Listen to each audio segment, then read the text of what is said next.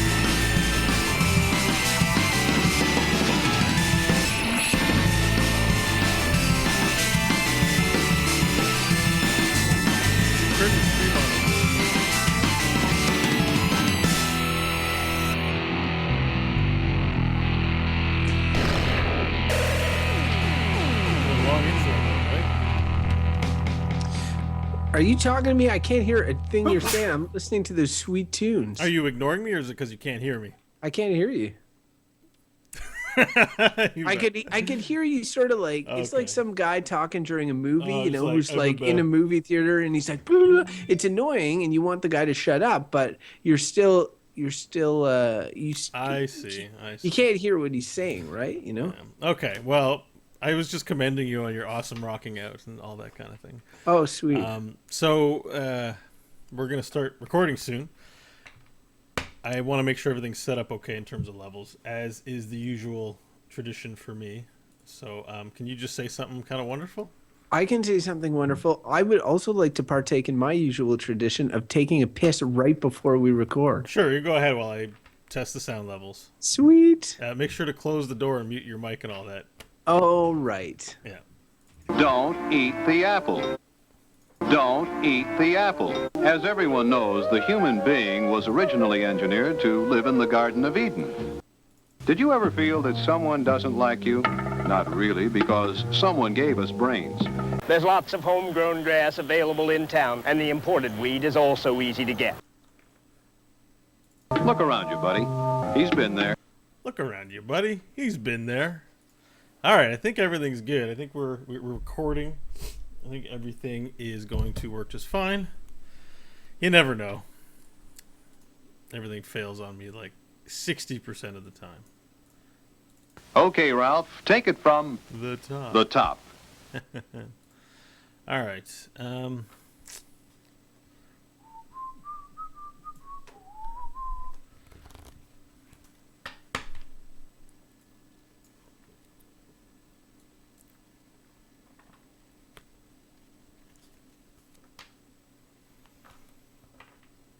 They get a little high to get by and think they're performing well. Can't you read that sign in there? Hey, it's your choice.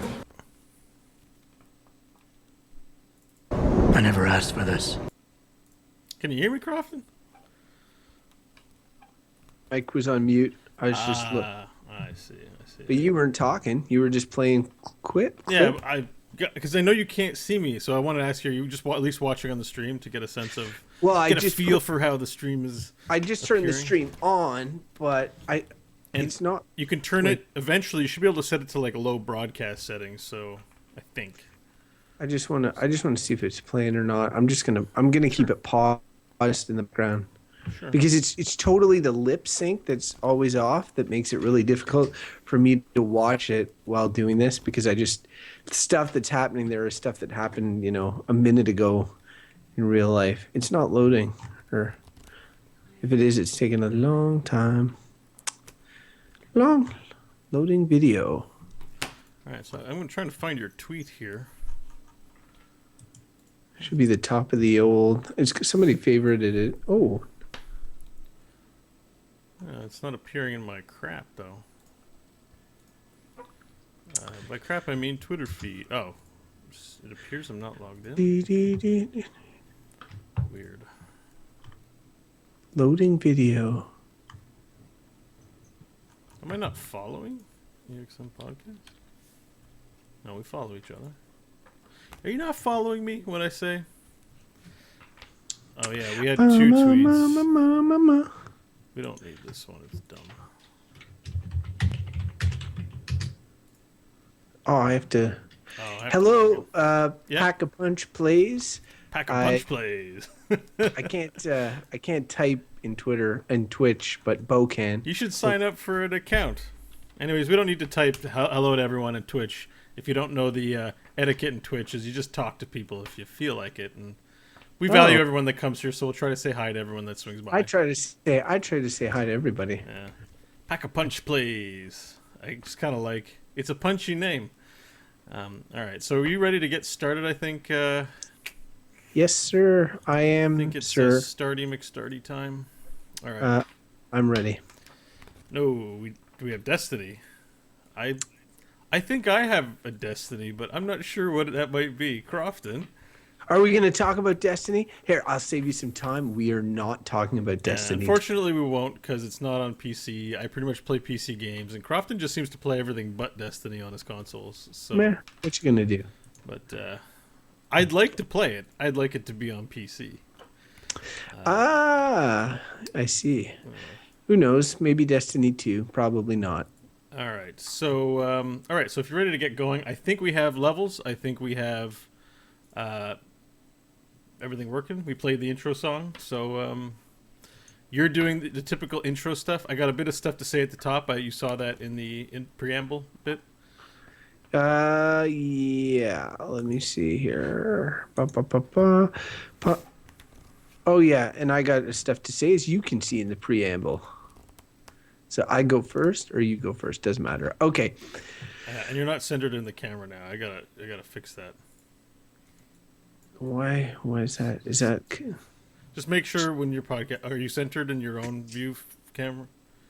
It's fine. Just stay centered. I'm centered. All right, cool. Not that you have to be strict about it. I want you to look good for the camera. All right, we're going. I'm tired of this. All right. All right. You're going to play the tick, tick, tick sounds that get me so excited? I'm going to do the tick, tick, ticks. Well, you got to do it. You can't talk during the ticks. You know what happens. So many rules about getting this started. Oh, my God. You're so difficult to please.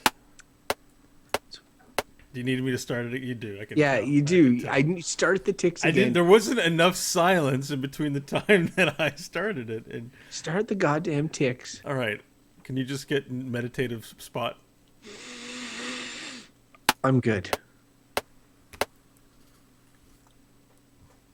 Hello and welcome to the Exclamation Mark podcast, the podcast that is like an arcade for your ears. Pew pew pew, bing bing bing.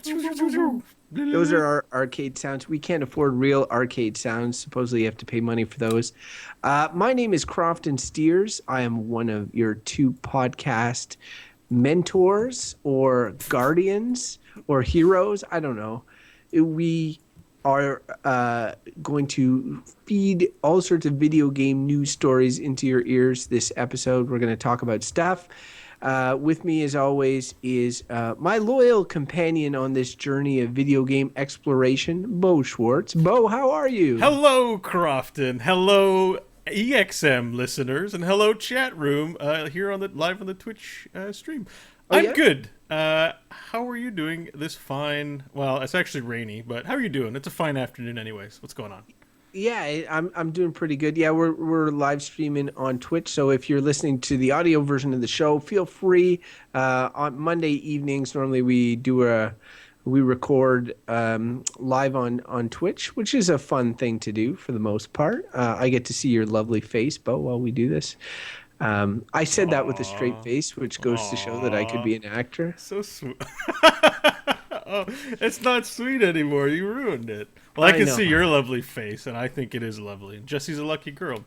Even though I don't swing that way, I can, I'm a mature person that can say that. You can appreciate. We're not here to talk about our handsome looks, even though that could be a show in and of itself. I think we're here to talk some stuff. So do you have anything that you want to talk about, Crofton? Well, just before we get started, I did want to mention one sort of piece of housekeeping. We're trying to we're trying to build the show. We've just gotten started. We're only, what is this, episode 8 or something? It's 8. Yeah. Yeah. So, we're fairly young by podcast standards, especially compared to our sister show, Good, Bad, or Bullshit, which is well past 100 at this point. So, I mean, in terms of adding quality and content to what is a weekly podcast, I've started doing a personal blog dubbed the question mark, which is going to go up. I'm striving to have at least one blog entry a week. It'll go up on the EXM podcast web page, and I'll tweet it out, links in our Facebook group and all that sort of stuff. So yeah, the first episode went out last week, and it kind of expands on concepts that we've talked about before, like the gaming generation gap that I mentioned. I sort of mentioned it offhand and didn't get into details about it. So I have I have one up on that, and I have one this week on JRPGs. You guys know I've been playing Xenoblade. So I have sort of thoughts on JRPGs in general, and you can look for that this week, and hopefully I'll keep up some blogging. Well, that first one I did have a read, and I've always been like, how can you not enjoy watching stuff on Twitch? And I felt that article helped me to understand you a little better. So I think that was a good thing, and it changed at least one person's life in this world a little bit. My co-host made our friendship a little better, because now I'm not going to be like, why don't you watch Twitch? Oh, I'm just going to be like, wow, he's old and out of touch. I guess that's how, yeah, think about me that way. I know I'm a grumpy old man. I'm becoming a grumpy old man, but it is interesting. And what the blog touches on is, with a lot of older gamers like myself, like mid-30s, having kids, when is the generation gap with regards to games? When is stuff gonna start, differentiating between generations like we do with music and other things? So I think you're starting to see those seams form, and I talk a little bit about them. So if you're interested, give her a listen. Good way to kill 10 minutes at work. It has pictures too. Oh, pictures. All right, well, that's a really exciting addition to the EXM content. I have another little addition to talk about. So You're pregnant. as you know, not that kind of addition, but good catch. Like, good, Yeah. It would have been clever if I would have been pregnant, that you would have busted me. But no, as you know, this show is called the Exclamation Mark, but sometimes I test the limits on the title of the show by just only talking and playing Heroes of the Storm. So I'm going to continue doing that right now, which is... So I talked about the tournament, this sort of casual tournament that's been being planned by me and Scott Johnson, called Heroes of the Pants. And this is mainly a Frog Pants centered tournament, but it's open to everyone to join. Spots are limited, and I can't guarantee there'll be a spot for you. But if you're interested and you've got 5 people willing to join up and participate in a Heroes of the Storm tournament, you can find more information. You can sign up. I don't think there's that much more information yet at tiny.cc/heropants. I'm really excited to be a part of this. I've put together a bunch of rules, and we're trying to organize it. And both Scott and I can't wait for this to be announced and for us to be playing games. We're looking at possibly doing some shoutcasting for the finals, and there's talk about prizes as well. It's all very exciting, but all sort of community oriented. This isn't the pro leagues. I haven't checked the list, but we're kind of hoping that, Cloud9 or any of the big esports teams have signed up for this thing. We'll get creamed. But if you're interested in that kind of thing, go to tiny.cc/heropants and find out. And if you're just interested in finding out what's going on with the tournament, then, watch this space. And I'll be sure to be updating, the show with stories about the tournament. And yeah, you'll be in the tournament, and Bo and my team with Scott Johnson will crush you guys, you fools, right, Bo? Bo? So am I? You're not on the team. Wait, but you mean just because I haven't asked to be on the team, right? Like I am on the team. No, you need to know this. I think you have to find a team or sign up for the team yourself, because there's no empty spots on my team. So far as I know, I'm on Team Scott Johnson.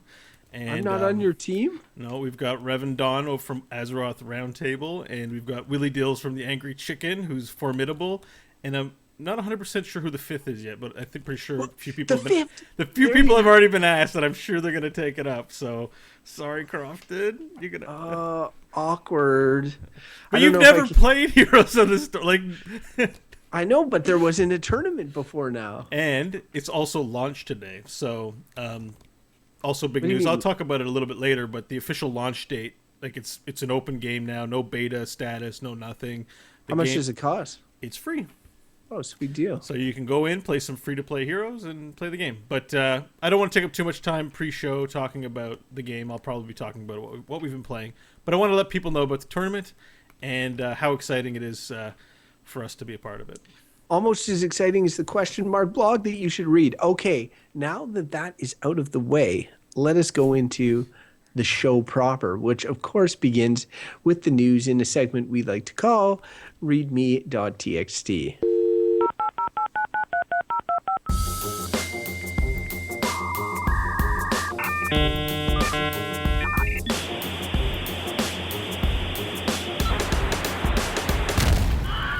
readme.txt. Okay, so as always, there's a lot of news to cover. It always seems like this is a busy period for video game news, even though there isn't that many big releases coming out. First piece of news on readme.txt, Good Old Games, or GOG, has launched a competitor client to Steam. It's called GOG Galaxy. It's only in beta right now, but you can download it off the GOG.com website. And, along with Origin and Steam, this is another sort of client in which you can download virtual games and digital copies of games and play them on your PC. I mean, it's a little more focused on older games, and it is owned and run by CD Projekt Red, which is funny because CD Projekt Red is known for kind of being a PC first company, and Valve, the company that is responsible for Steam, also PC first. So you see sort of where EA and Origin is just a giant Goliath company. In the case of CD Projekt Red and GOG, I see it a lot more like Steam, at least early Steam.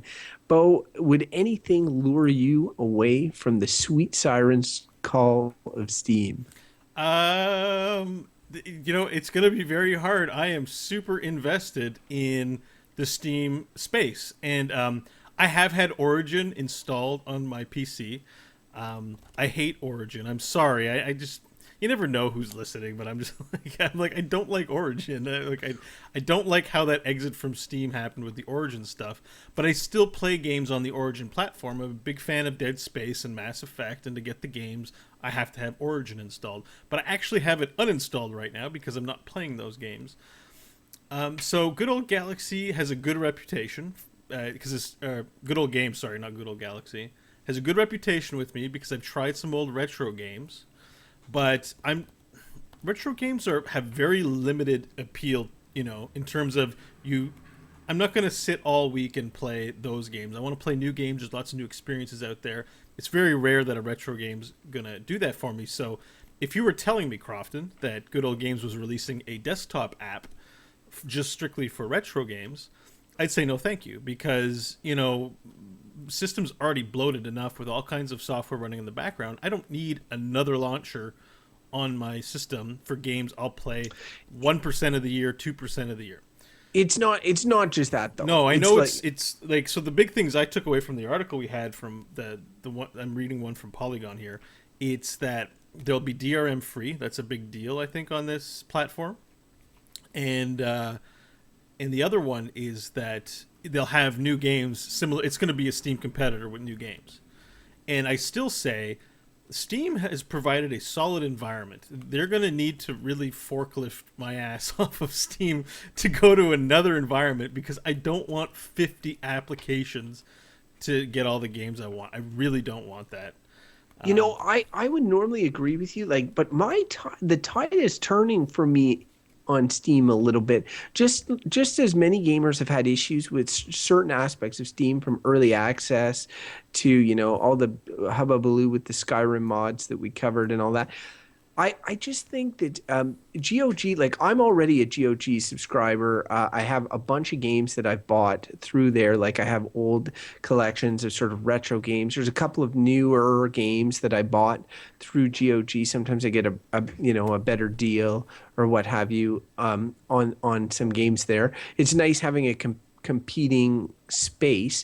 And the way that they worked it before is that, like, in your web browser, you kind of had a bookshelf, and it looked a bit like when you go into your iPhone or something and you go to the books section of the App Store, how they put all the books on a shelf. Yeah. They do the same thing with video game box covers in the in your browser, which is a fine and dandy, really, but it's still like you go to your browser, you log on to a website and all this, and it's not, I don't know, it's not as substantive. It feels weird saying it. It's not as substantive as something like Steam, where even though you don't actually have a box in your hands, Steam gives you the biggest sense of, like, I have a game collection. Look at all these games. Look at all these screenshots I took in these games. Like, and I feel having that client will allow me to feel more of a sense of ownership on the GOG games that I sometimes forget that I own. Like, I honestly, like, I'd have to go to the GOG website to check on the games. And I just don't. I'm definitely going to download the client and at least give it a go. And I'm open-minded enough to, like, if I'm going to look for where the best deal is, and if it's not on Steam, then, you know, I'll buy on GOG. Yeah, I mean, I'll buy an Origin for that matter too. Like, Origin has those free games that they're giving away. Like, I always claim the free game, and I go, and sometimes, like, yeah, there's some games you have to get on Origin, like you can't play elsewhere. But, like, I mean, I'll check, and if there's a good deal on a game and it's a better deal on Origin than it is on Steam or whatever, I'll get it. I'll get it there. And I'd love to support CD Projekt Red. Yeah, I think that's where you and I differ, because I don't like to reward the online platforms that I don't prefer to use. So, like, that's why I don't have a big say. Origin's like a DRM monster to a lot. There's a lot of reasons why people would claim EA is a big monster of a company, so don't use Origin. My principal reason for not using Origin is that I don't feel as a platform they offer me any value compared to Steam. Like, it's not even close. Not even close. And they're buggy. They have bad reputation with a lot of buggy launches for their games that are in-house that they have on Origin. That I'd rather pay the extra to support a platform I prefer than to go with Origin. But I respect people for wanting to, you know, do the things that they do.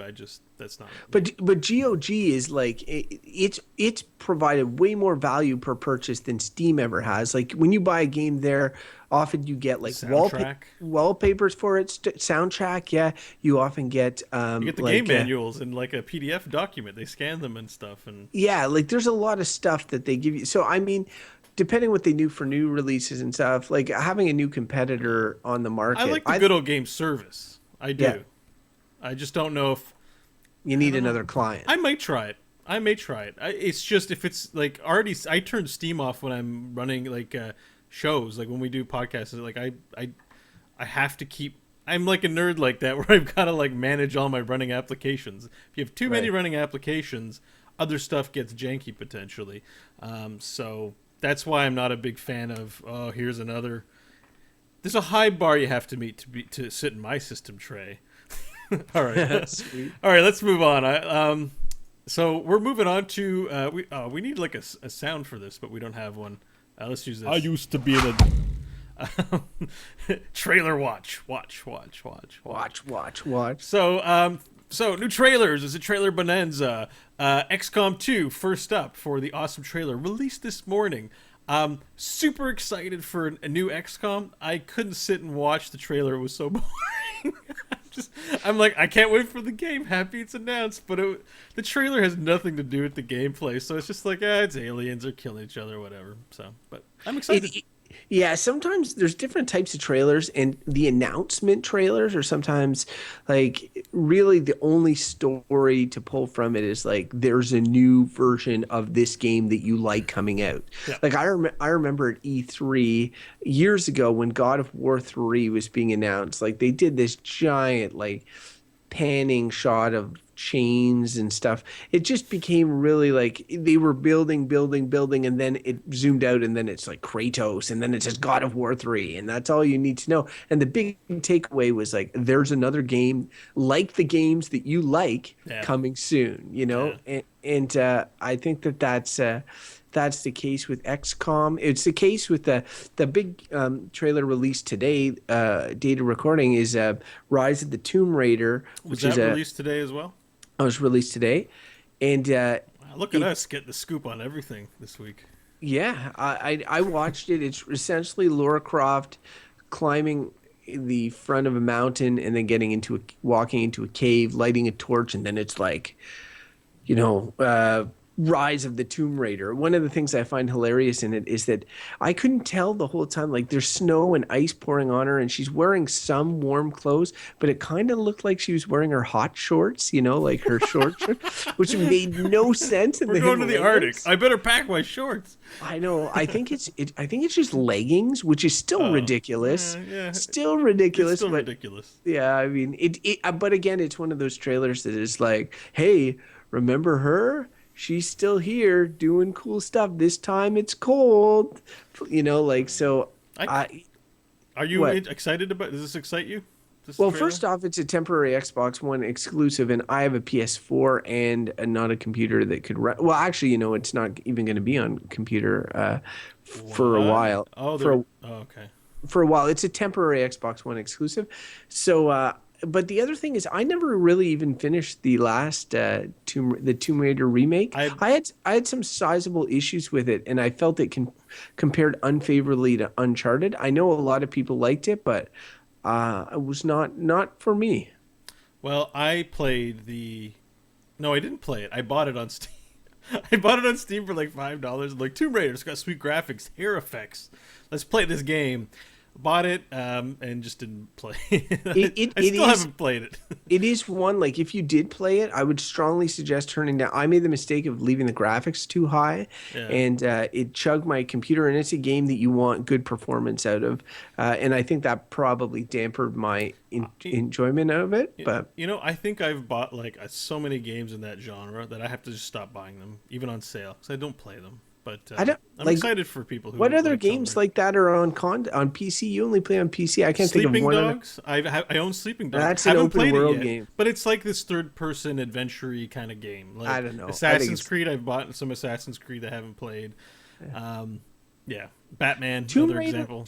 Tomb Raider falls into that like Uncharted and Tomb Raider. The level by level is sort of like Tomb Raider's a little more open, but it's giant set pieces in a very heavily scripted environment. Don't get me wrong, I love those types of games, and I still enjoy playing Tomb Raider. But again, I didn't finish it. I think it's still on my computer, so maybe I'll finish it. But watching that trailer for the Rise of the Tomb Raider didn't make me any more excited. So, but I guess for some people it would. I found it a little odd in the sense that everybody knows that game is coming, and it didn't really do anything to hype the game anymore. It was more like an announcement trailer, right? Yeah.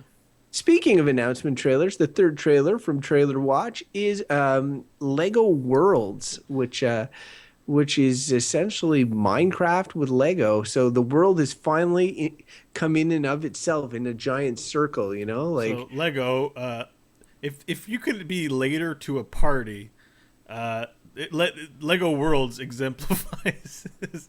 Like, Minecraft's been a thing forever.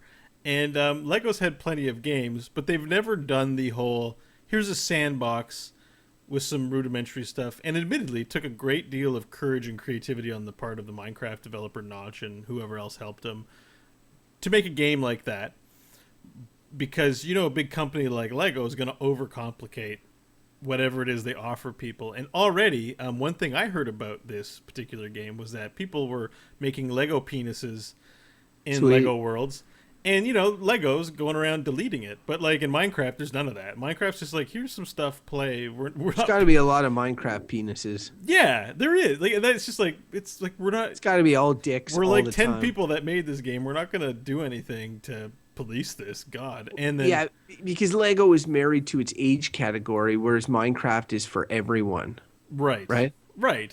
Well, like, yeah, because Minecraft has zombies that attack you at night. admittedly, Microsoft now owns it, so Minecraft might be subject to some of the concerns that a big corporation might have. But like Lego has a reputation, and it can't seem to be letting inappropriate content slip past it.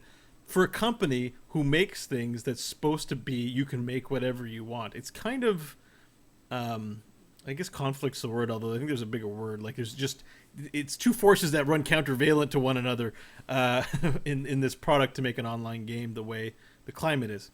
However, I went on a huge tangent.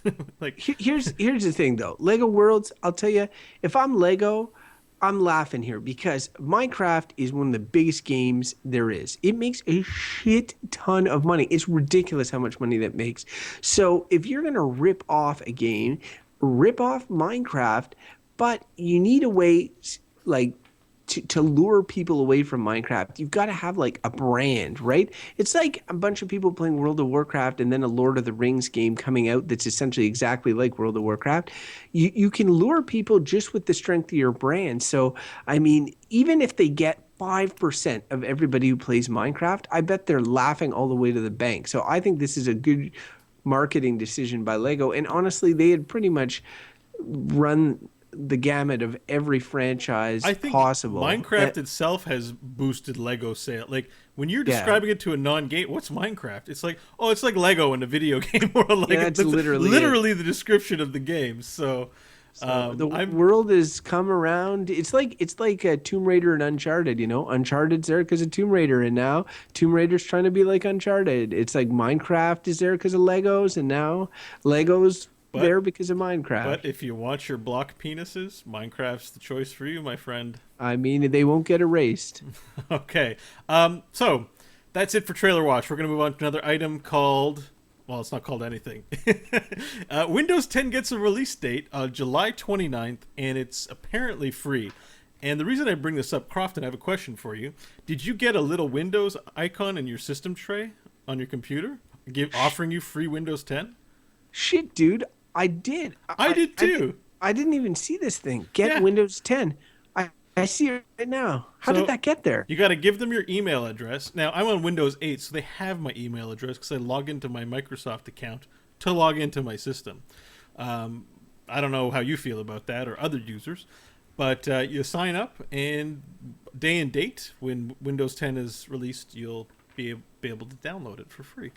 But why do I want to? Like, I'm happy with Windows 7. For gamers, there'll be a new version of DirectX. So if you want to be on the cutting edge of, what gaming libraries are available for use with your games and video cards, blah, blah, blah, blah, blah, you'll want to update.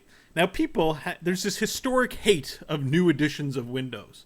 Like, people like the Windows they're on. People don't want to switch to the new one. All I can say is, like, the new Windows... I think this one's built off of previous ones. I'm not an expert. Sometimes they do suck. But generally speaking, you want to always apply your service the patch updates for Windows, and you kind of want to be on the latest one because it's the one getting the most attention in terms of security and support. So that old, skip Windows, what was it, ME? Like, there was a few duds out there. 7, 8, and even XP was, a lot of people like XP. I like how they skipped 9. Yeah, I don't know why they did that, but I read an article. I think 10 is the last one, and then they're just not going to do numbering after that. But supposedly they had these things with like the Windows 95 and 98 and all this legacy Windows that if they used 9 in the title, that it would fuck stuff up. So they had to like. It could be an urban legend, though. Well, I don't know. I saw some shit on it anyway. But Windows, see, the thing I don't like, I understand the DirectX. But I guess like my PC's old anyway, like older, like it still runs some games pretty well, but I'm not I'm not playing The Witcher with all the bells and whistles, right? So, I mean, I don't understand why I'd be an early adopter. Early adopters tend to be suckers. I should wait until they have a few service packs and then download the thing. I'll tell you this. I had Windows 8 day and date. I bought it for like $40, I think. It was some special offer. Haven't had a problem with it. A lot of people are like, oh, Windows 8, it's got tablet interface. It's fine. It's totally fine. This whole like Windows users like, oh my god, new edition, it's gonna blow like every time there's one announced. So, what happens if I click that button, Bo? The one that I can't stop looking at now. A little box will come up asking you to put your email address in. It tells you what features are available in Windows 10. That's it. And it says, hey, we'll let you know. Mine's still there, so I'm assuming I've got this new item in my system tray for 2 months, which, I can't turn it off, but... I'm going to ignore it until July 29th. You know, okay. You might find DirectX 12 works even on your system now and makes some improvements for your graphics usability. So I wouldn't be so quick to dismiss the new. So and wait, you've got a good PC. It'll work with Windows 7 DirectX 12? No, it won't. I'm just saying, but your existing hardware may be improved, with new drivers that support the new DirectX library. If the games take advantage of it, especially if you're playing newer ones. This could actually be an advantage, not a disadvantage. So. Sounds like an urban legend. All right. Okay. Next article. So Konami, one of my old loves from childhood, has apologized for causing, quote, anxiety. They better apologize. The fully translated interview that has been recently released includes mentioned that they want to go mobile first, but they went on to clarify that they value consoles and that it doesn't mean that the company's focus will be purely on mobile games.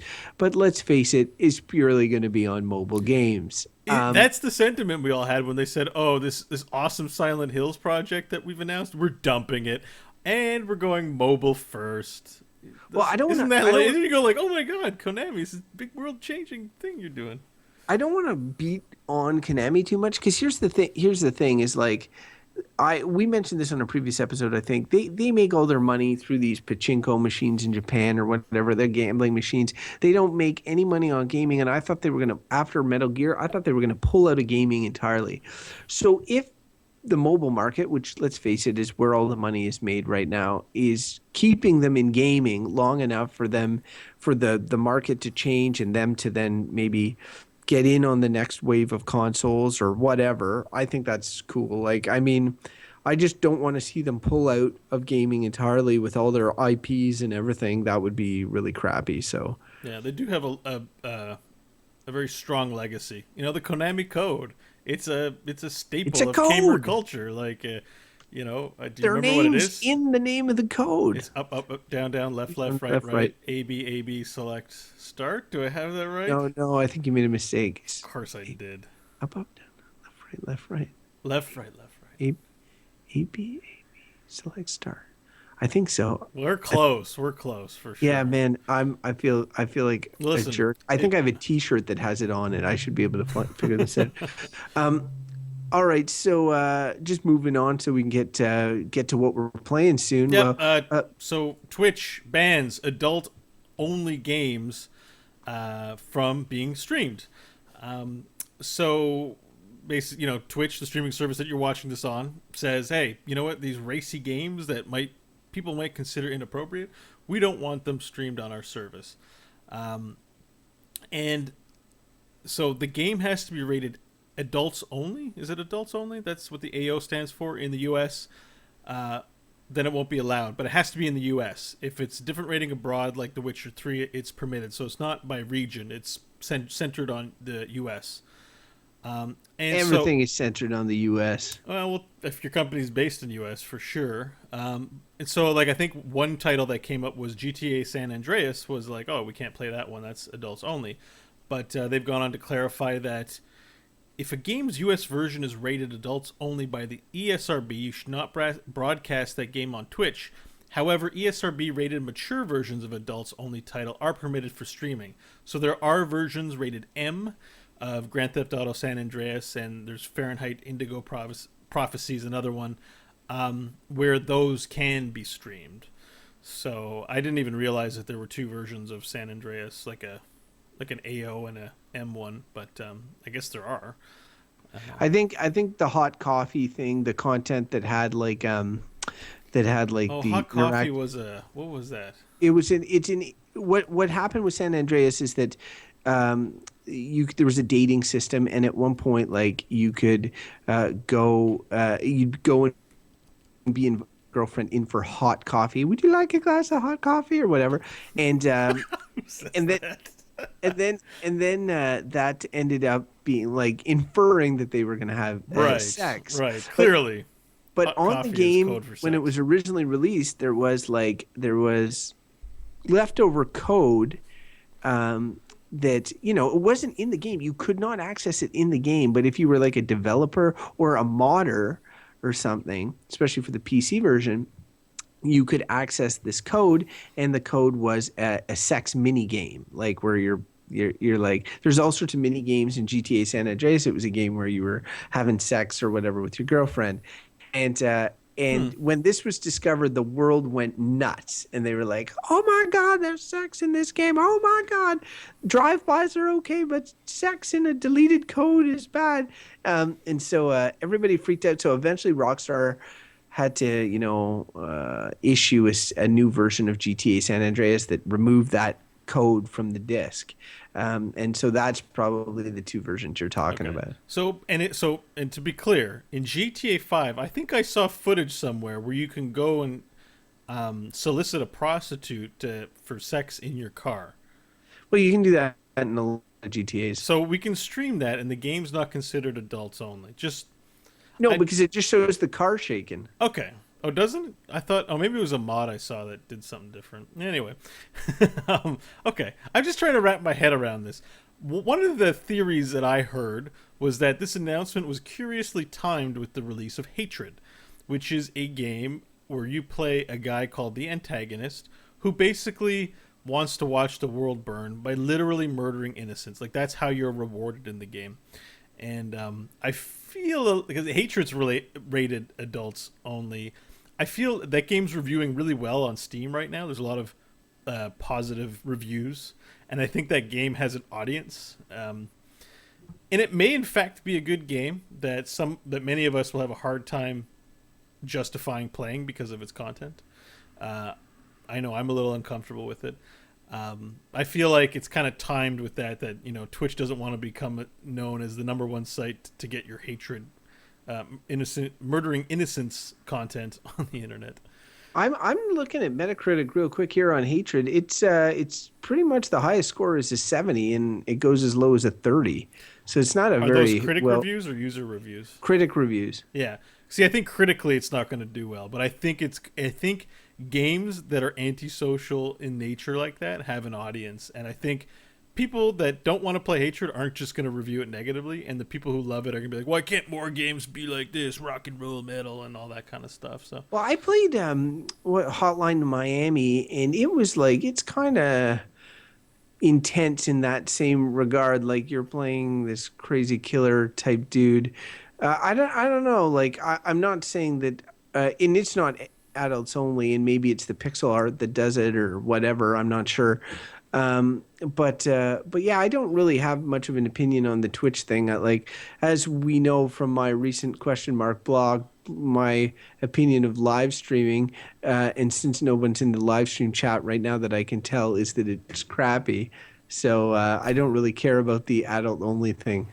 all right. Well, it's from the people that made the Postal games. Have you heard Postal?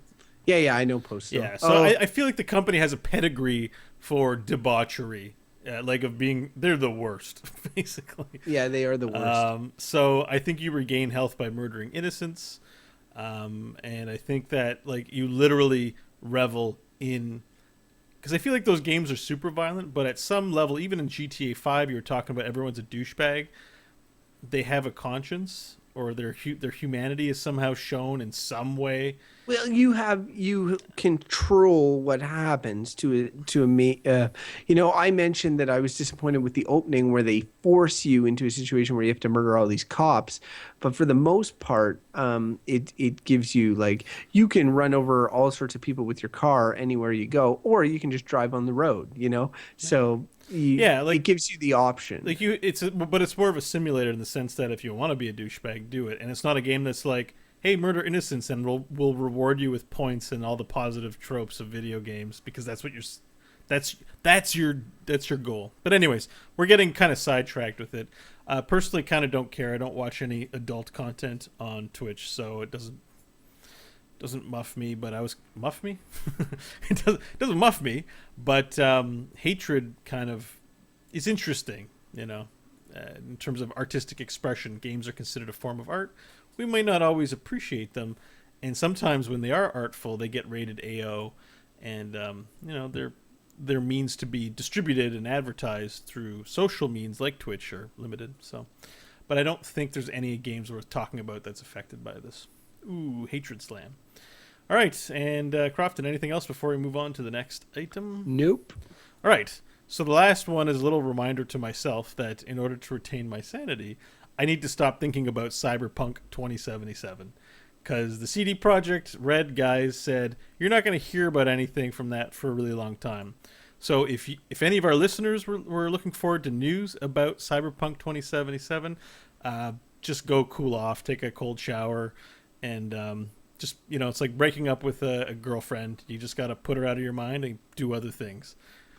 I will say that that surprised me because I thought, like, I know that they pulled staff off that to work on The Witcher 3, but I guess what I forgot or omitted in my brain was DLC. So The Witcher 3 is doing extremely well for CD Projekt Red. They're going to have people working on pumping out some DLC for the next year or so, and then they'll probably all go back to Cyberpunk 2077 once they get to that point. But The Witcher, I guess a game comes out now and you have at least a year after its release in which you're supporting it and stuff. So I gotta say it's getting harder and harder to stay away from The Witcher 3. It's getting a ridiculously good word of mouth. Yeah, it does look enticing. I've watched some Twitch streams of it and it does look very entertaining, to be honest with you. I'm like, oh, there was some guy yelling at Geralt. He said, I'm gonna rip your head off and take a shit down your neck, like as a taunt for like in the game. And I was like, oh man, that makes me want to play. Like, I've got to hold out for Batman. Got to hold out for Batman. Got to hold out for Batman. I mean, is anyone in Batman gonna say that to you? No. All right. Last little item, and I threw this in there because I wanted to underscore how irrelevant this really is to everybody. Ubisoft retires all-female pro gamer team Frag Dolls. I didn't even read the article. I just wanted to mention this briefly because I've heard about the Frag Dolls and not cared about the Frag Dolls for its entire existence. And I wondered if Crofton had any more insight than that on me.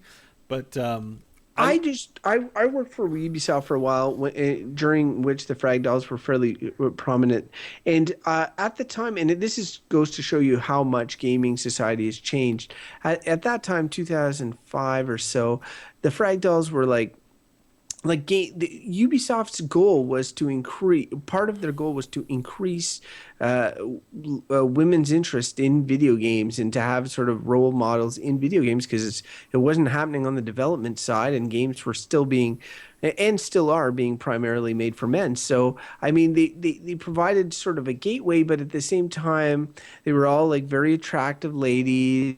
They were all like, it was that dual-edged thing where they thought they were doing something good, but they were still kind of doing something bad. And now as I see them being discontinued, I'm like, you know what? It's about time. There's like, as society is advanced, more girls play games. There's no room for an idealized all-female pro gamer team, of prettied up ladies. But also, as a Twitch viewer myself, there are plenty of women gamers who have very successful streams and have audiences that these women couldn't get. And part of it was because the marketing, and they might be really nice people, really nice women, but they came across as like a WWE clan of gamers. Like, we're women and we play games. Come play games with us on whatever. And it just didn't feel genuine or very interesting. And I think there are a lot of interesting and talented women who are playing games more in the public eye and doing way better than the frag dolls. I don't think we need to sex up girl gamers. I think, we let their gameplay and their fans find their own reasons for liking them.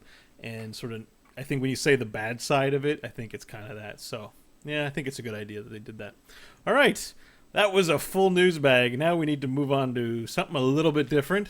Here we go. You're always talking about making kids' minds like vegetables. Talk about them out on the street smoking pot. This is Games Per Minute. How do you feel about cutting his head off? Fun. Cutting heads off is fun. All right, so Crofton, would you like to go first? I always go first in this section. Maybe you'd like to. Do you? I think I went for. Well, it doesn't matter. so. It doesn't matter. My name is always first in the document, so yeah. Here's the thing: is we're going to talk about games that we're playing right now. I think that this past week, in my life, aside from times that I was camping or something, this has probably been one of the driest weeks with regards to video games. I played both Xenoblade, which I have mentioned before. I played for 10 minutes and did one quest, small quest, and then I played Grand Theft Auto 5. I think I played one game of tennis on one of the characters' tennis courts in his backyard, and that was it for the week. So it was a dry week, and I think part of the reason it's a dry week is clearly there's nothing that's grabbing me right now, or nothing that I'm super excited to play. And I mentioned The Witcher and how it's really tempting, and it clearly is. But I'm really I'm waiting for Batman, and I know that it's coming soon, and I just got to be patient. I'm going to buy it day one.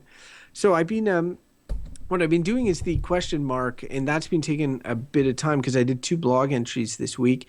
It actually, I'm getting used to blogging or whatever. But what's fun about it is that you dig into your memories of games, and it's something that you don't necessarily do about anything in an active way on a daily basis, or even that often. Reflect on experiences and things that are important to you, things that were important to you in games, or how games made you feel at certain points in time in your life.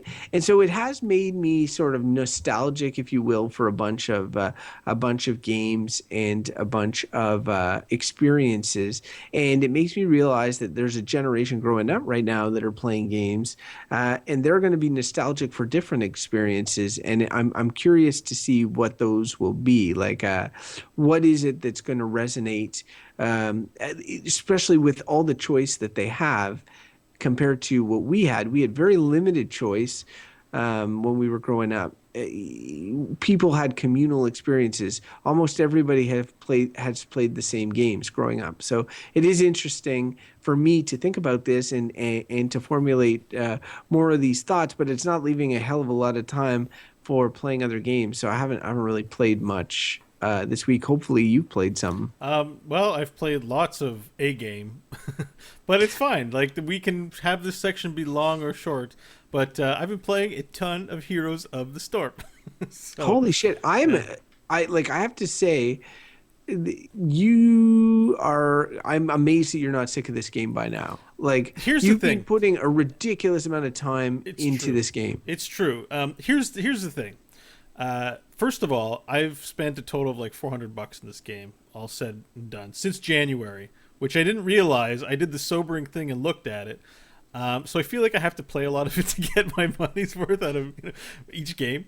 But apart from that, I think that Heroes would have been a game I played kind of casually, except, I've been playing with a lot of friends. There's always someone online who's like, hey, Gorath, you want to join me for a game? And it's like, oh, yeah, I'll play. Let me take a quick break and play this. The other thing is, you and I, you play Ultimate still, right? You play team sports. Are you talking about actual sports? Yeah, actual. You play team sports, right? You play Ultimate. You set up a hockey Ultimate, thing. yeah. They're fun, right? Yes. Yeah. But you know what the problem is? But I play them once a week, though. The problem is A, coordinating people, and 2, your body gets tired. But imagine that kind of fun, except there's always people to play with, and your body never gets tired because you just sit in your chair and play video games. I understand the point, but I do find even in those situations, like I get sick of things. Normally at the end of the Ultimate season, and this is just playing once a week, I'm legit just bored of playing. And so like, so to try and help you describe why I would keep playing, if you think about, there's 30-ish heroes, there's always more. If you think about each hero as like a new dance, if you were a dancer and you're trying to master this new dance, you don't get it the first time you do it. You keep practicing to get better and better. And for me, I'm really hooked on the idea of becoming better and better with each hero, to be effective when I play that champion. I just find it's addicting to me. I keep playing games, trying to get better at all the champions, and I haven't gotten sick of it, because it's really fun. Like the other day, I played as ETC. He's a gigantic cow. He's a Tauren from Warcraft, and he has his ultimate where he makes everyone mosh pit. They all dance for 4 seconds, and I've got the country music skin, so it's this sweet country music. And like, you know, I was in a bush, I found all 5 of them grouped up, I pinged my other team to come kill them, and I slid in and made them all mosh pit, got a mega kill. Those moments, remember we played PlanetSide and you get those crack cocaine moments of like serotonin where you're just like, holy shit, that happened. What? That's what you keep gunning for, is that sort of feeling. And you know I'm a huge crackhead when it comes to games like PlanetSide. That Heroes of the Storm really sort of offers that rush of success for me. So, here's a question, just before we move on from Heroes. If you're listening to this and you're like me, a new player, and how, because you've mentioned before the game being accessible, but how does it work for a new player? Like if I come in, what's the first thing I see, and how do I start a game? You'll be Raynor. And Uther, Lightbringer, who you might know from Hearthstone or World of Warcraft, right, will be in there saying, hello, welcome to the Nexus, adventurer, and in his Uther voice. And you go through 3 tutorial missions, and you can keep playing tutorial games. And then you go to Versus AI, where you and 4 other humans fight against 5 bots.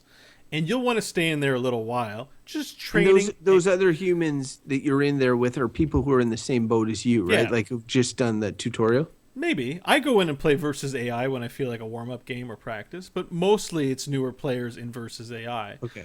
And there's also a background MMR to try and make sure you're not matched with God players when you're, like a MMR is really low, you'll get paired up when you start playing quick matches.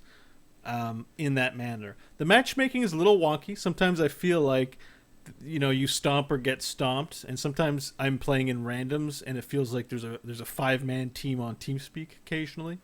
But I don't go in with an expectation to win every game. I go in trying to have fun and do fun things, and so every now and then, games are really bad, but whatever. Mostly you just want to go in there and have some fun. And you've played some Hearthstone, there's a lot of polish on the game. So even little things like throwing down an ultimate, there's a big flourish with it. And as someone who likes his sly flourish, Mr. Flashblade, you'd appreciate some of that stuff. But you'll start with the tutorial. I'm sure I would. I just want to make it clear for people that it's not like you're not jumping in fighting the pros right off, and there's not some guy screaming at you being like, you're a complete noob as soon as you start, why aren't you healing me, fucktard, blah blah blah. That will happen at all ranks, because unfortunately, and you know this from playing team sports in real life, there are people who are just think they're experts or want to comment on everything all the time, even though you're just there to have fun. And there's lots of those people out there on the internet. So unfortunately, it's one of the tough things you have to deal with in a MOBA, but you can mute people. If someone is being inappropriate, mute them and report them. Yeah, so that's Heroes of the Storm, and I have a feeling we'll be talking about Heroes of the Storm again. Yeah, probably. I'm not slowing on playing this. This game has been really rewarding to me. Saturday night, I tweeted, I think I'm going to play something other than Heroes of the Storm tonight. I looked at my games list on Steam. I launched Diablo 3 and played for like 5 minutes, and I was like, I'm just going to play Heroes. I don't want to play anything else. I like your alternative to it was another Blizzard game. You're such a Blizzard fanboy. I did go 11 wins in Arena this week, so that was kind of an accomplishment as Warlock. It was nice. Almost 12. I was so frustrated. Yeah. Okay. Um, So when you say you start as Rainer, you mean Jim Raynor? Jim Raynor, yeah. So they automatically make you Jim Raynor. For the first 3 tutorial matches, like Okay. just to get you set up, and then you can pick from the free to play heroes I'm just or curious. buy them. Yeah. Oh, really? So okay. So you buy heroes. You buy heroes, but you can. They're free. There's a free rotation every week of like 5 to 7, so you can just log in and try new heroes all the time. Oh, I see. I see. Well, I'm gonna have to up my gaming Do you have gaming free time time tonight? We should play. maybe next week. No, I'm not talking about heroes. I'm talking about any game. Like right now, I'm not putting in That's the time. true. You just went on a big tirade about how you have no time. So Yeah. all right. Well, maybe next week you'll have something to report on the Xenoblade Maybe front. I will. And Laticus in the chat room says, "Are you guys Canadian?" And I just like to say, "Yeah, we're Canadian." Hello, eh? We are we're hosers. Is it hosers? That's the yeah. nomenclature for Canadians. Hosers are like beer drinking Canadians that like hockey, eh? All right, let's. So speaking of hosers, let's move on to this.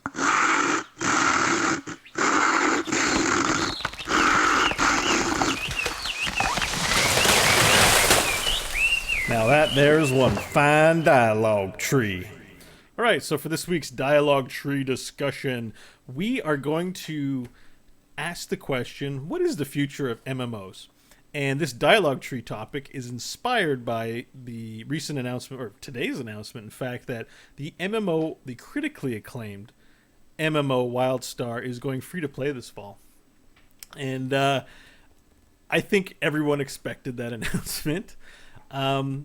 Which is kind of crazy because I've heard nothing but mostly good things about WildStar. And it sort of makes, every time I see an article like that, whether it's the Old Republic or whatever, I find myself going, I remember the time when MMOs were exciting to play and to think about because of the promise of social interaction and being online. But now it's so ubiquitous that it seems like the value of it's changed greatly. And so what are the big games of the future? Because free-to-play is not an inspiring model for online games in terms of the amount of money they expect to pull in to support future content. Well, they pull in a lot of money. Like I saw a chart comparing free-to-play to pay MMOs or whatever, and the free-to-play ones tend to make way more money. It's almost funny that they don't start free-to-play to begin with. But I think the idea is that you can consistently plan your finances if you know you have X amount of subscribers paying you $15 a month. And like MMOs have been around for a while now. Like I remember when they announced Ultima Online, which is one of the first MMOs. Yeah. It was like in the late 90s or in the 90s sometime, and I was just like, on paper, like the paper description that Lord British at the time, the creator of Ultima, gave just was like mind-boggling. That there would be, it was like a virtual world. It was all your dreams come true. Like it was a virtual world that you could play around in, and there would be animals, and like you could hunt them, and then you could like do all the things that you could do in the real world. What people quickly learned is that in the real world, everybody's not running around being a hero. Most people are working jobs. And so a lot of the shit that you did in MMOs ended up being either busy work or boring. And new content wasn't there for you. So people didn't want to pay $15 a month for the same game month after month. They wanted more from it. Like they wanted added content. They wanted added bells and whistles. And it used to be people were happy paying just for the game, like having that online functionality you talked about. So yeah, they're at a crossroads now where they need to like determine, are MMOs still viable as a genre in terms of constantly making money, or you're better off just annually releasing new installments of a series like Assassin's Creed or Call of Duty. Yeah, and I think the ubiquitousness of online capable games period cuts into an MMO's value and appeal to the gamer marketplace. Laticus, who's still in the chat room, sort of points out games like Hearthstone and CSGO are gaining popularity at a fast rate. And these are games that you play online. They have lobbies. They match you up. You get the online experience. without, I don't know, it being a whole virtual world. But I want to tell you something, Crofton, that I just thought of. Earlier today, for funsies, I logged into a multi-user dimension.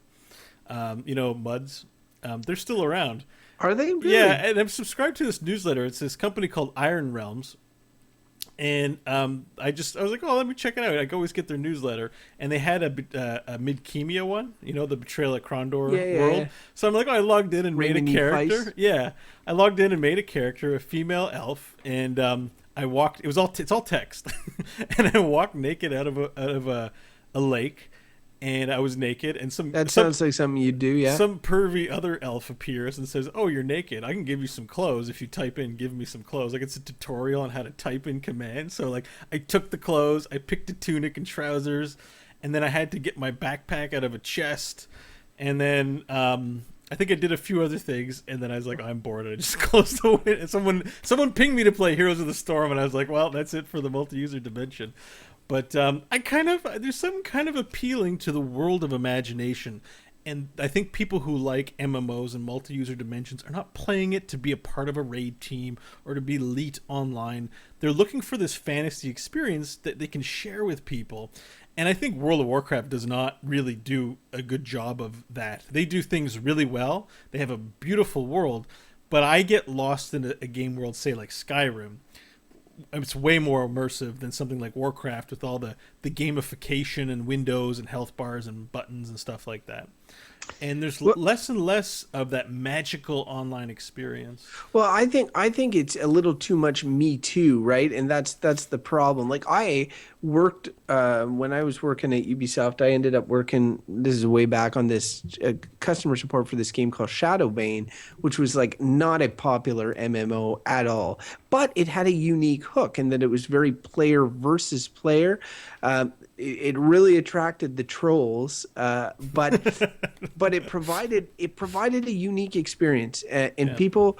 We sort of like, while the player base dwindled, it hit a sort of cap, and like, it was a shitty game in terms of how it was built and all this, but it provided a unique experience. And I feel like, I was excited. Star Wars is a brand name that attracts me. The Old Republic came out. I was excited for it. I started playing it. I'm like, oh, it's another like hotkeys, hit the button, wait for your power to refresh, hit it again. MMO. I'm like, there's a reason I don't play these games. I'm looking for a gameplay experience. And we recently discussed Terra and how it's like the most played MMO on Steam. And I asked you, is that the game with the better gameplay? And you were like, yeah, it's like where you can roll, and it's more like Zelda style combat. And I just think that for MMOs to succeed, used to be that they were limited by the bandwidth that people had. They didn't have the high speed. They didn't have like what we have now. I think future MMOs really have the possibility to give us entire worlds and amazing gameplay, but it's really hard. They're really expensive, really complicated to make. So, I mean, they're big risks. Big risks for sure. Because risks. I guess like the game that I'm thinking of that isn't like an MMO style but is online is like basically Minecraft. Like, if you want to build a guild house, you can build whatever the hell you want and invite people into that game. So I don't know. I think we might see a lot of games trying to go in that direction, Lego Worlds, like we talked about earlier. But I don't know. I feel like MMOs will be around, but we need to get away from this whole MMOs are about fighting monsters all the time. I think everything's sort of in this rut of the same sort of thing we're doing in MMOs, and to me that's not why I play an MMO. I play an MMO for that online magic, social interactions. It's why I liked playing PlanetSide so much, was the relationships built with people cooperating to do something together. Not so much because it was a shooter, because I don't play every shooter that comes out. So there's a certain magic, I think, with an MMO if it connects with you, and I think we'll still see a lot of online games, but massively multiplayer. We need to get away from let's all kill the big, bad green monster or dragon or whatever. I could talk, like, there's a bunch of things with MMOs I could talk about all day. Like, one of the reasons I like PlanetSide is I don't like if you're playing a game where everybody's a real person, I don't like the idea of NPCs. I don't like the idea of I like everything to be cohesive within the same world. So, for instance, in the case of, again, PlanetSide, your military soldiers in an ongoing war, they have lore that supports that. It makes sense that there's nobody else. Whereas a lot of these games make no sense. Like, or there's these guys are computer controlled and then everybody else is player controlled. I feel like there's a lot of narrative dissonance there. So for me, but in the end, that all the little things, the niggling things that drive me nuts about MMOs would all go away if the game itself was fun to play on a minute to minute basis. And like Xenoblade, for example, that I'm playing on 3DS or whatever, the combat gameplay is now at the point where it's really fun. So on a minute to minute basis, I'm enjoying it, and it has like stuff like cooldowns and things that are known from MMOs. But the way that it's all woven together, I very much enjoy it. But then I get to a point where I have to equip all my shit and go through menus and navigate more menus, and I don't necessarily enjoy that. Now I'm a particular type of player, but for me, the future of MMOs have to be built on solid game mechanics and a continued amount of new content. You get those two things, you can make money. Yeah. All right. Well, I tend to agree with everything you said there, and I think too. I play a lot of World of Warcraft, and I'm fatigued from. It's not the minute to minute. It's also the sense that MMO style games have to have these giant slogs of objectives. Like there's a ridiculous amount of achievements. Gaining reputation takes a long time, and it's as short as it's ever been in something like World of Warcraft. But I don't like this. I like the grand scale, but I don't like the. I'm not a big fan of achievement systems or those kinds of reward systems that are really grindy. And I think Warcraft was built in a time where that seemed like a great idea, and I think with so little time for us to play games, that our choices have to be, as you said, AAA quality. That we have to. We need a different way to play games as we all get older and have children and responsibilities and stuff like that. So, okay, I think that concludes that the future of MMOs, future of online games is bright. MMOs, we need somebody to make something, the next awesome thing, and I'm not seeing it. Crofton, any last thoughts? No, same. Make something different, original, compelling game mechanics.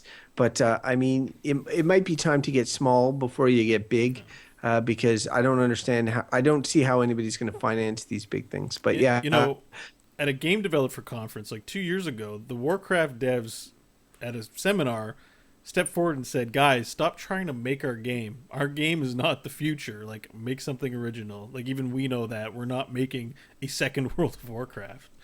So, Yeah, and Blizzard didn't they cancel their other MMO they were doing? Yeah, there was something called Project Titan. Who knows what it was? I think maybe Overwatch.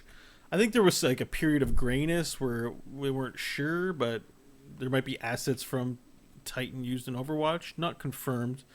But yes, they canceled it. That was a press release. I think they said, whatever it was that was rumored, not happening. So if Blizzard's doing that, what you got to do to make money in the Western market is going to be something different. It's different in the Eastern market. Like you can do a Me Too Japanese RPG and stuff, and you can probably make money there. But in the Western market, they're looking for. I think the time of the MMO is done.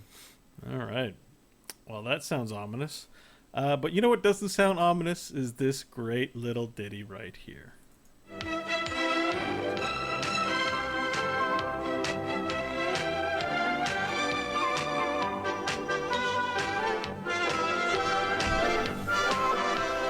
Inventory management is a challenging and inexact science. Welcome to Inventory Management, where we answer the question, spend your cash or vendor trash. Crofton, what is your inventory management recommendation this week? Actually, Bo, look, I embarrassed you totally last week. For those of you who weren't listening last week, what happened was I recommended one of the greatest games of all time. I went first, and then Bo recommended that you watch some video about a game that's not released yet on the internet. So to avoid you going through this again, I'm going to let you go first before I steal all the thunder. Guess what? I have a game recommendation, an actual game recommendation based on the XCOM 2 trailer. I'm pulling out as a recommendation XCOM Enemy Unknown, not to be confused with the classic XCOM games, which I'm sure are good, but I haven't played. This is the reboot of the franchise that was a few years ago. It's on Steam right now for the next 48 hours, on sale for like $8, $8.24 Canadian. So do you get the Enemy Within thing as well? I don't think so. I didn't click on the see more thing, so maybe you don't need the DLC for it to be better. Just if you haven't played XCOM and you're listening to this recommendation, going, "What does the brilliant Bo and Crofton have to recommend?" Then Bo is telling you that XCOM game is amazing. Not for everyone. Watch a trailer. It's a turn-based tactical strategy game, but it's full of aliens, laser guns. And you can build a dude that has a jetpack and a sniper rifle, and oh man, is that OP. I love nothing better than to fly high in the sky and snipe aliens with my badass dudes. Curiously enough, I did buy the DLC, or the expansion pack, but I haven't played it yet. You can see a trend with me here, dear listeners, that I tend to buy games and not play them. So, I said, hey, let's start a gaming show where I can tell people that I bought the game but didn't play it. Anyways, I plan on playing it, so I'm recommending myself that I play XCOM with the expansion pack this week. Maybe that'll be my homework for this week. And I'm recommending, if you haven't played XCOM, to play it. Crofton, I know you don't have any questions about XCOM because you are a huge fan of the game as well. I like me some XCOM, and this kind of falls into a category of games that I don't normally play as much, but I played the original XCOM way back when because I'm old, and it was mind-blowing, and to this day, like, I think it is the best there's no, they've never managed to surpass that, even for the time. The original, I think it's XCOM UFO Defense, is fantastic. I'm not sure how well it holds up. I think you have to have a tolerance for shit graphics, but I think gameplay-wise it probably holds up quite well. So I definitely recommend XCOM Enemy Unknown as well. Also, if you are listening this far and you want a free copy of XCOM Enemy Unknown, if you first person who sends me a tweet about it, I have an extra copy in my Steam inventory, and I will just give it to you. So we're not going to we should make people do something. No. I'm just going to give in the next week, if they retweet and tell their friends about EXM podcast.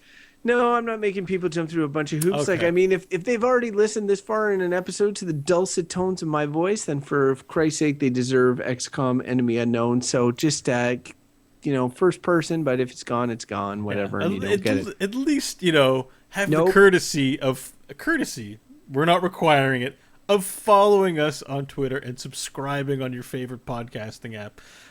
Don't just ninja loot Crofton's precious XCOM copy.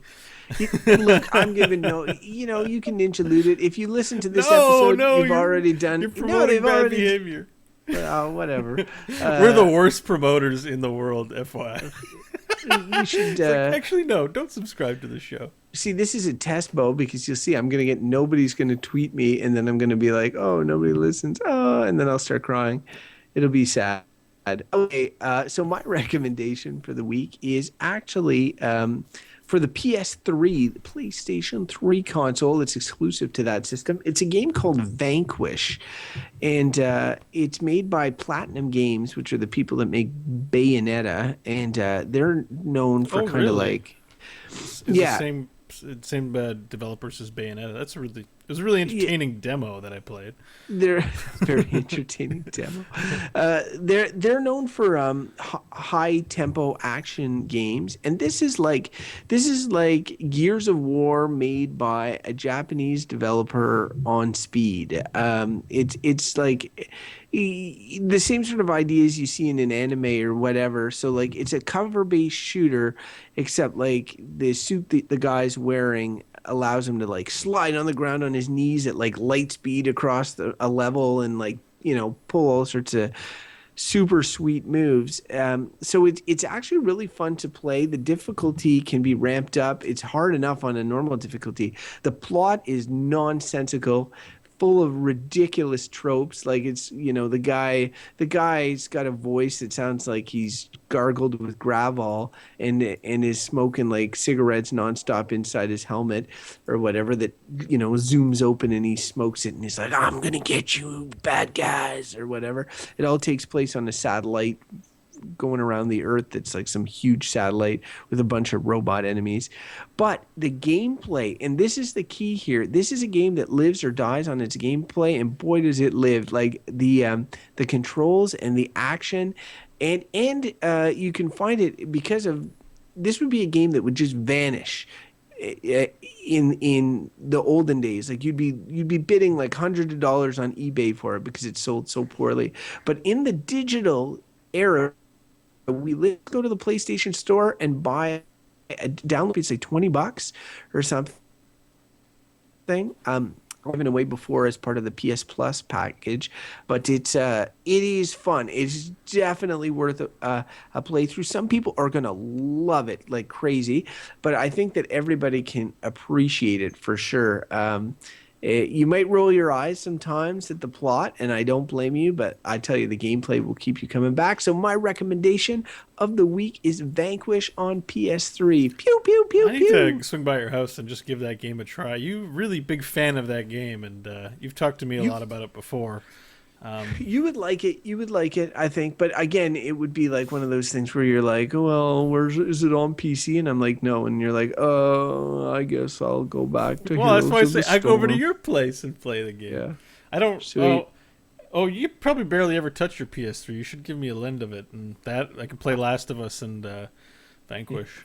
Hey, you totally bum could. you all your gaming stuff. You can totally borrow. It's collecting dust right now as I PS4 it up. All right.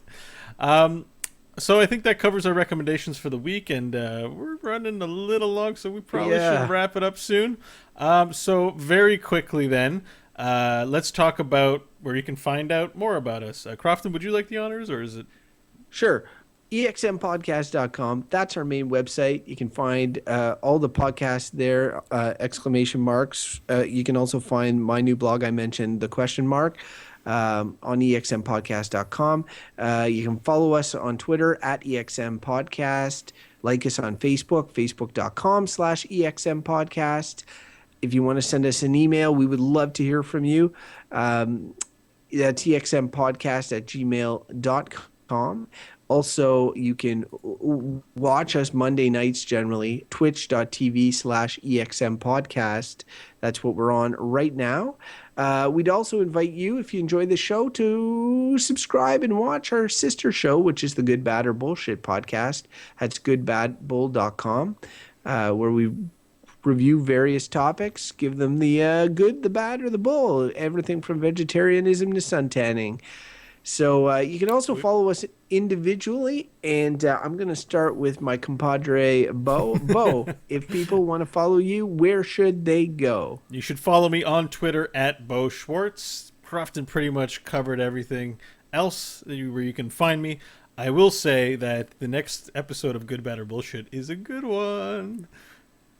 Sweet spoilers. No, that's just building the hype. It's an amazing one, but I'm not going to say what it's about.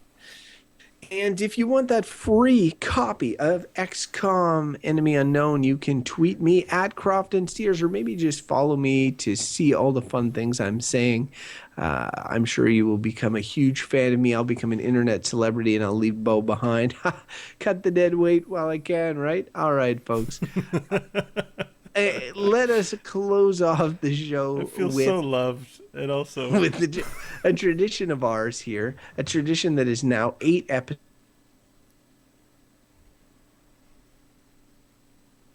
Uh-oh, we lost Crofton.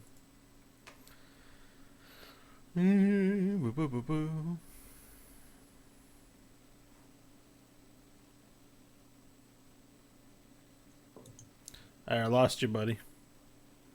Where was I at? You were just about to intro Master Game, so we could probably just get that started. All right. So just hit your master game I thing. need your camera back on, though. It's not on. Oh, is it not? Fuck. No. It's being a little torped. How long are we here? Way long, eh? A minute and 15. It's not too bad. Like an hour and 15? Yeah. They Okay. say a minute and 15. Yeah. We'll be done soon. It's Master Game, and we're outie. All right. So play, I guess. So say it again. A little Okay. thing Okay. So, yeah, the last thing we got to do here is a little tradition that's 8 episodes old already. It is the Master Game Theater Quote of the Week. And this...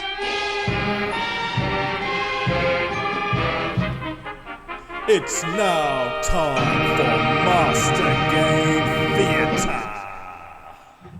Now, this week's quote is brought to us from The Legend of Zelda: Ocarina of Time. It will be performed by Bo Schwartz, who, you may not know this, has had formal acting training. And so he will be taking all this acting skill he has developed. He's been in plays in front of large audiences, and he is now going to, from The Legend of Zelda: Ocarina of Time, deliver a soliloquy by Navi the fairy. So, Bo, without further ado, the stage is yours, my friend. First of all, if I open up the dictionary entry on overselling, I think a copy of whatever you just said posted. But thank you for all the overselling, because it's totally worth it. All right, here we go. Hey, listen! Hey, listen! Hey, Okay. listen! You only need to do Hey, it once. listen! Oh, God, it's annoying in real life, too. God damn it. Oh, I trolled you and spammed you